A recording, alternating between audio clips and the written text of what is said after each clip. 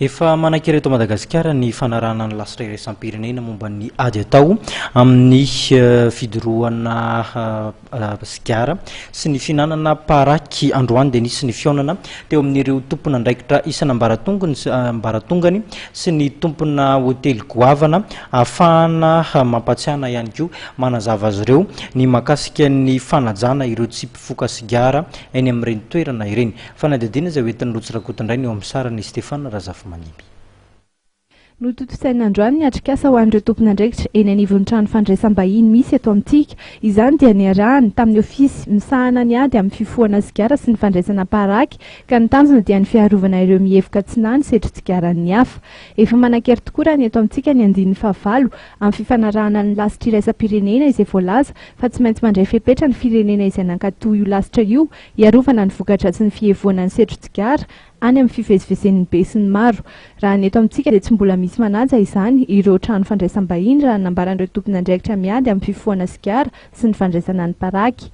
Kasa ty zany dia atrikasa natao amin'ireo tompona andraikitra voalohany amin'ny hotely sy ny restaurant zany eto Antananarivo. Io atrikasa io dia fampafatarany ilay andininy fahavalo amin'ny fifanarahana lasitra iraisam-pirenena amin'ny ady amin'ny paraky sy sigara.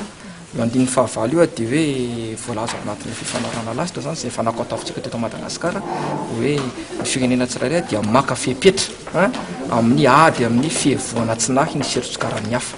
Zany io zany hoe lutte contre le tabagisme passif.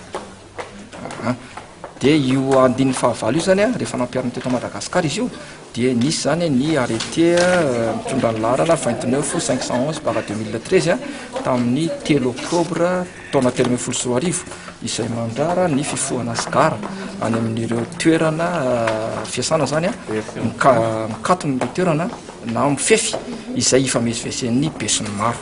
Araka ny fanadihadiana izay natao nanomboka ny taona 2014 dia ny roapahatelon'ny tanora malagasy no mihevoka ny setry tsigaran'ny hafa eny amin'ny toerana ifamezivezen'ny be sy ny maro. Ny ray apahadimy tanora malagasy ihany koa no efa roboka amin'ny fifohana sigara ka manomboka eo amin'ny 17 hatramin'ny 18 taona izy ireo no manomboka mifoka sigara. Raha tsy misy ho iatrany ireo tompona andraikitra miady amin'ny fifohana sigara sy ny fandraisana paraky, ny fandraisana andraikitra dia hiakatra ho ny 12 isanjaton'ny ray apahadimy ireo tanora no hiroso amin'ny fifohana sigara.